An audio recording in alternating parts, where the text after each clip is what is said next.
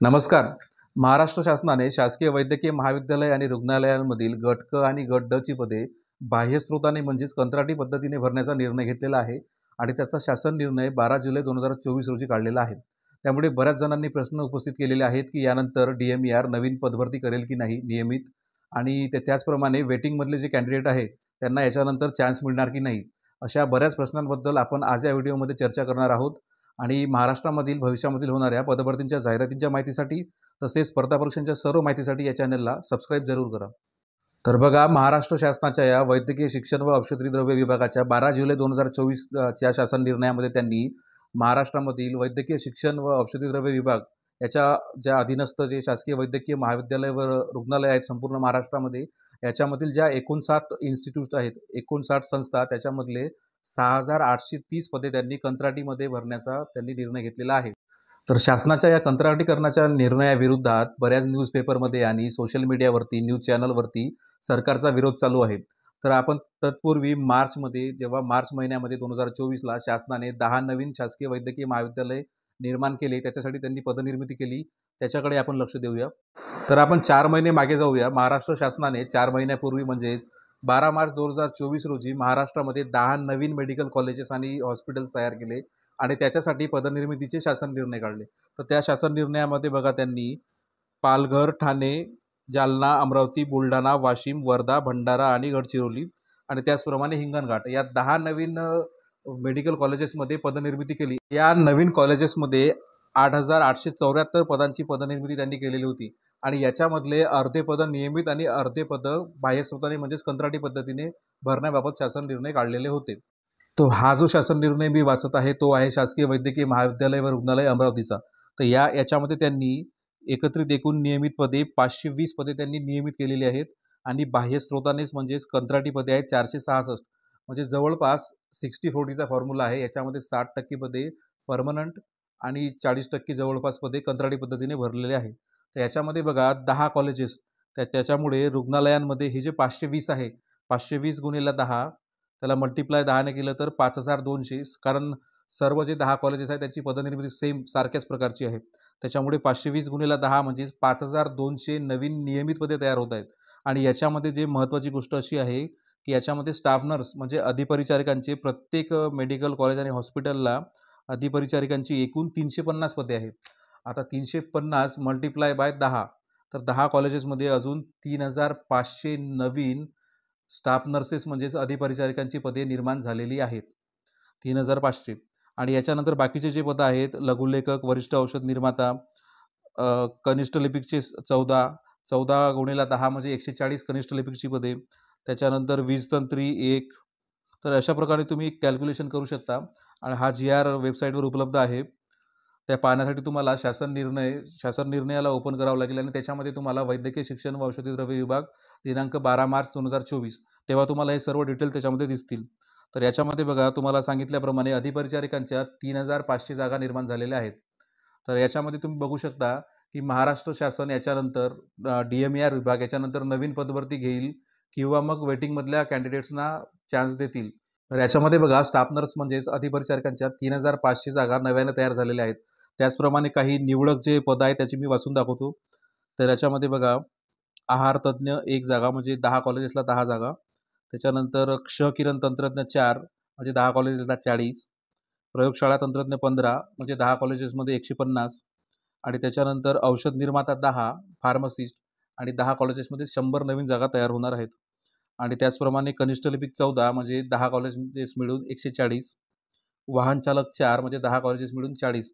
असे काही निवडक तुम्हाला वाचून दाखवलेले आहेत मी.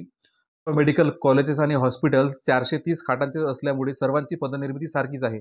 त्याच्यामुळे हे जे अमरावतीचे आहे याला 520 जागा नवीन तयार केलेल्या आहेत नियमित आणि 466 बाह्य स्रोताने म्हणजेच कंत्राटी भरलेल्या आहेत. तर ह्या सर्व कॉलेजेसच्या जागा सर्व सारख्याच आहेत.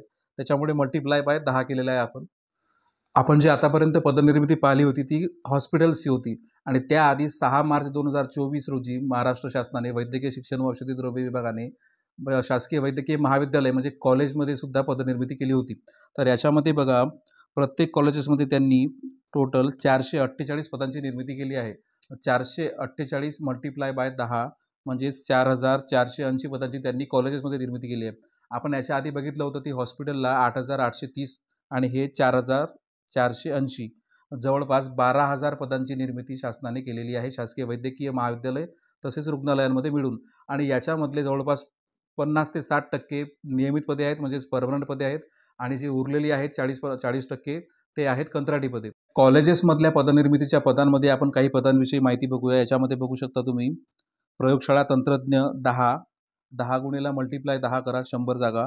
त्याच्यानंतर ECG तंत्रज्ञ 4, क्षकिरण तंत्रज्ञ 10 म्हणजेच 100, लघुलेखक निम्न श्रेणी 3 म्हणजेच 30, प्रक्षेपक 1, ग्रंथसूचिकार 1, वरिष्ठ लिपिक 13, कनिष्ठ लिपिक 22, ग्रंथालय सहाय्यक 3 आणि त्याच्यानंतर समाजसेवा अधीक्षक 5 गुणिला 10 50. तर अशा प्रकारे जवळपास 448 जागा प्रत्येक कॉलेजेसला, असे करून 4,480 जागा आणि त्या आधी सांगितलेल्या 8,830 जागा, अशा मिळून जवळपास 12,000 ते 13,000 जागा शासनाने पदनिर्मिती केलेली आहे.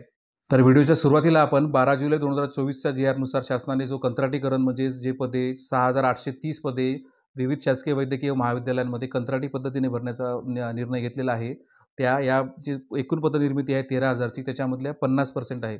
त्याच्यामुळे अजूनसुद्धा जे 50% पदं बाकी आहेत ते शासन अजून तरीसुद्धा नियमित पद्धतीने म्हणजे परमनंट रिक्रुटमेंटनेच भरणार आहेत.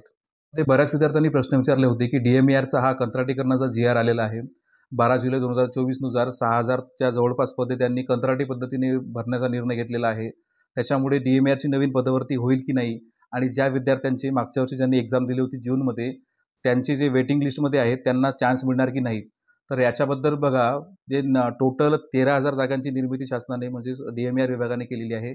त्याच्यामधले 50% पदे 6,000 ते 7,000 पदे ते कंत्राटी पद्धतीने भरणार आहेत आणि बाकीचे जे 6,000 ते 7,000 पदे आहेत ते शासन परमनंट भरती करूनच करणार आहेत.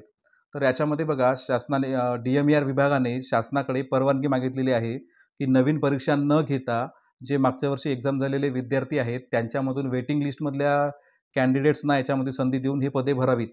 तर याच्यावरती शासनाचा विचार चालू आहे. पण एक गोष्ट नक्की आहे की शासनाला रुग्णालय चालवण्यासाठी जे नवीन शासकीय वैद्यकीय महाविद्यालय व रुग्णालय 10 महाराष्ट्रामध्ये तयार केलेले आहेत ते चालवण्याकरिता पदांची तर आवश्यकता आहे. त्यामुळे शासनाला हे नियमित पदे नक्कीच भरावी लागेल. त्याच्यामुळे आता वेटिंगमधले उमेदवार घेतात की नवीन पदभरती करतात याच्याकडे लक्ष द्यावं लागेल. पण मला तरी वाटते की वेटिंग DMERचं याच्यापूर्वी 5-10 वर्षापूर्वीसुद्धा DMERने 2 ते 3 वर्ष वेटिंग चालवली होती. DMERला वेटिंगमधले उमेदवार घेण्याची परमिशन नाही दिली तर कदाचित DMERची नवीन पदभरती 6,000 ते 7,000ची येणार आहे. त्याच्यामुळे तुम्हाला सर्वांना याच्यामध्ये संधी चान्स मिळणारच आहे. त्याच्यामुळे तुमचा जो अभ्यास आहे तो चालू ठेवायला पाहिजे. तुम्हाला याआधी व्हिडिओमध्ये सांगितलं होतं मी की 3,500 जागा स्टाफ नर्सच्या नवीन तयार होणार आहेत. त्यामुळे तुमचा अभ्यास चालू ठेवा आणि जे वेटिंगमध्ये उमेदवार आहेत त्यांनी वेबसाईट रोज बघायची आहे. कारण वेटिंग लिस्टमधल्या ज्यांचं डॉक्युमेंट व्हेरिफिकेशन झालेलं आहे त्यांनासुद्धा याच्यामध्ये सर्वच जे 5,000 ते 6,000 नियमित पदे नवीन तयार झालेली आहेत ते जर वेटिंग लिस्टमधल्या उमेदवारांकडून घेण्याचा प्रयत्न केला किंवा मागच्या वर्षी जी एक्झाम झालेली आहे त्याच्यामधून घेण्याचा प्रयत्न केला तर याच्यानंतर बऱ्याचशा वेटिंग लिस्टमधल्या उमेदवारांना चान्स मिळणार आहे. त्यामुळे ज्यांचं जे वेटिंग लिस्टमध्ये आहेत आणि ज्यांचं डॉक्युमेंट व्हेरिफिकेशन झालेलं आहे त्यांनी वेबसाईटला DMERच्या नेहमी भेट द्यायची आहे आणि आपला ईमेल, मागच्या वर्षी एक्झाम दिली होती ज्यांना मिनिमम 45% म्हणजेच 200 पैकी 90पेक्षा जास्त मार्क्स आहेत, म्हणजे जे क्वालिफाईड आहेत त्यांचं डॉक्युमेंट व्हेरिफिकेशन झालेलं नाही आहे त्यांनीसुद्धा वेबसाईट बघत राहायची आहे. कारण जर वेटिंगमधल्या लिस्टमधल्या उमेदवारांना चान्स दिला असेल आणि तेवढे जर सफिशियंट उमेदवार त्यांनी डॉक्युमेंट व्हेरिफिकेशनसाठी बोलावले नसतील तर अजूनसुद्धा काही कॅन्डिडेट्सची, खालच्या नंबरच्या कॅन्डिडेट्सची डॉक्युमेंट व्हेरिफिकेशन होऊ शकते. त्याच्यामुळे सर्वांनी वेबसाईट बघायचं आहे आणि आपले ईमेल ID चेक करत राहायचे आहेत. आणि तुम्हाला पुन्हा एकदा संधी मिळणार आहे. जर वेटिंग नाही झालं तर DMERची पदभरती आल्यानंतर सुद्धा तुम्हाला एवढ्या मोठ्या जागेची तुम्हाला संधी मिळणार आहे. विद्यार्थी हुशार आहेत, त्यांना बऱ्याच गोष्टी समजतात, पण ज्यांना समजत नसेल, जर त्यांचं काही कन्फ्युजन असेल, काही मिसअंडरस्टँडिंग असेल, काही प्रश्न असतील तर ते मला या चॅनलवरती कमेंट बॉक्समध्ये विचारू शकतात. आणि व्हिडिओ आवडला असेल तर तुम्ही तुमच्या मित्रांना शेअर करू शकता, लाईक करू शकता. तसेच महाराष्ट्रामधील भविष्यामधील होणाऱ्या पदभरतींच्या जाहिरातींच्या माहितीसाठी तसेच स्पर्धा परीक्षांच्या सर्व माहितीसाठी या चॅनलला सबस्क्राईब जरूर करा. धन्यवाद.